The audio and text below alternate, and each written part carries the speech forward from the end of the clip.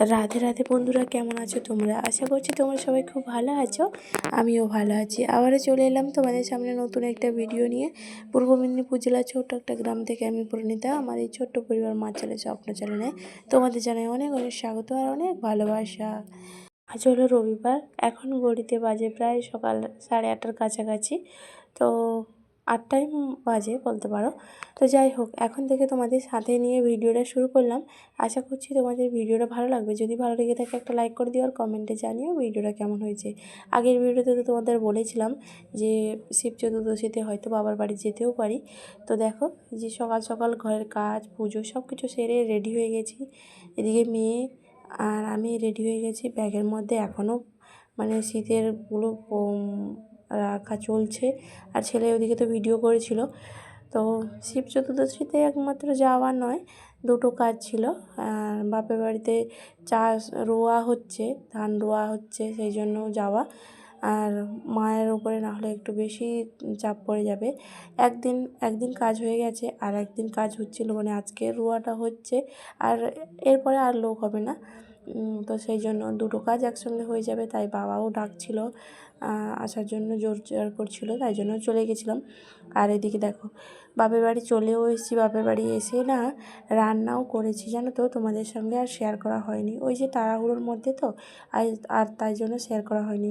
এসেই কোনোরকম শাড়িটা চেঞ্জ করে সবজি বাটি কেটে নিয়ে রান্না করে নিয়েছিলাম। উনুন ধরিয়েছিলাম আর দুটো গ্যাস ধরিয়েছিলাম, তাই জন্য তাড়াতাড়ি হয়ে গেছে। তাও যেন দুটো রান্না করেছি, একটা রান্না বাকি ছিল, মা রান্না করবে। তো সেজন্য আমরা রেডি হয়ে বেরিয়ে চলে এসেছি। এই যে আমি আলতা পরলাম, তারপরে তো সব বেরিয়ে চলে এলাম। আর এইদিকে দেখো, এখন ওই মন্দিরে প্রণাম টনাম সেরে তারপরে এদিকে জল তুলতে যাওয়ার জন্য সব রওনা দিয়ে দিয়েছে। কত লাইন দেখছো, তোমাদেরকে দেখাচ্ছি। তো খুব একটা যে মজা হয়েছিল তা কিন্তু নয়। তো আমাদের ওইখানে বেশি যেন মজা হয়। তো যাই হোক, আমার উদ্দেশ্য তো বাবার মাথায় জল ঢালা, মজা হোক আর না হোক সেটা নিয়ে যাওয়ার দরকার নেই। তো যাই হোক, ওদিকে তো আমাদের গ্রামের রাস্তা পেরিয়ে বড় রাস্তায় উঠে গেছি।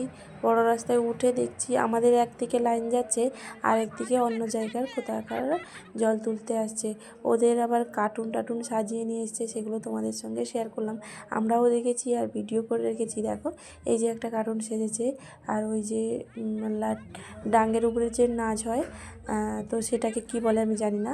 আর এটাকে কি গরিলা বলে নাকি ভাল্লুক বলে আমি সঠিক জানি না। আমরা তো ছোটো থেকে ভাল্লুক বলে বলে এসেছি, আমার বাবাও বলছে ভাল্লুক।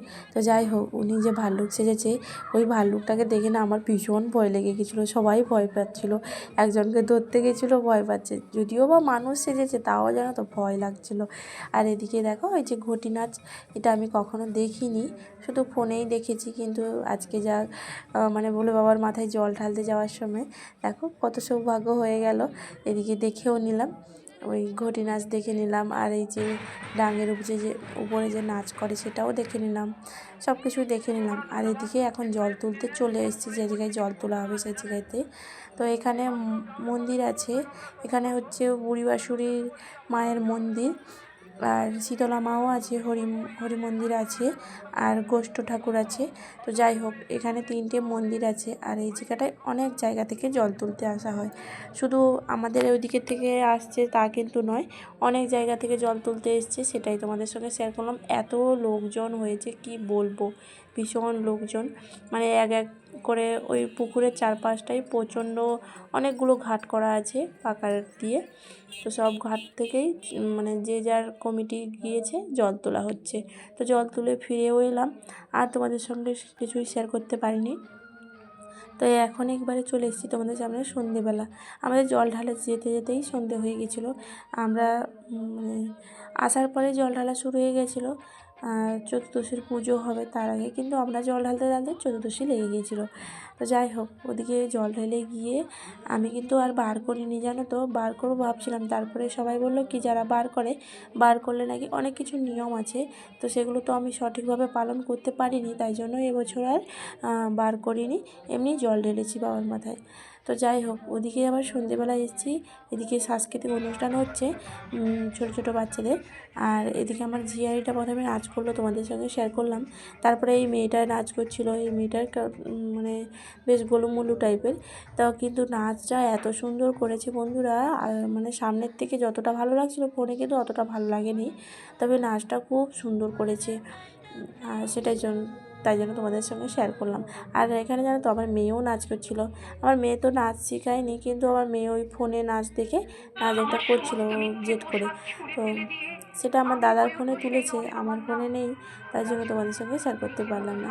আগেও আমার মেয়ের নাচ দেখিয়েছে, তাই জন্য। তো যাই হোক, এদিকে মেয়েটা কিন্তু এত সুন্দর নাচ করছিল বন্ধুরা, কি বলবো, ওর চোখের যে চাউনিটা না এত সুন্দর, মানে সবাই দেখে মানে ধন্য ধন্য করছে ওই মেয়েটাকে। নাচটা খুবই সুন্দর করেছিল। তো যাই হোক, এদিকে সাংস্কৃতিক অনুষ্ঠান মানে সারাদিনের ক্লান্তি, ওই যে রাস্তায় হেঁটে হেঁটে যাওয়া, তারপরে এসে আগের দিন আমি একাদশী পালন করছিলাম, মাঝখানে একটা দিন, তারপরে আবার চতুর্দশী সারাদিন, মানে যত সময় জল ঢালিনি তত সময় জলও পর্যন্ত খাইনি। তো সারাদিনের ক্লান্তির পরে না যেন বসতে ইচ্ছে করছে না, আর এত কুয়াশা পড়ছিল কি বলবো। তো তারপরে পুরো অনুষ্ঠান শেষ করিনি, আমরা চলে গেছিলাম বাড়ি, জানো তো। মানে ওই জল ঢালার পরে আর বসে থাকতে ইচ্ছে করছিল না। আর এই যে লাস্ট পর্যায়ে মানে আমরা যখন বাড়ি যাব সেই সময়টায় এই নাচটা হচ্ছিলো, এই যে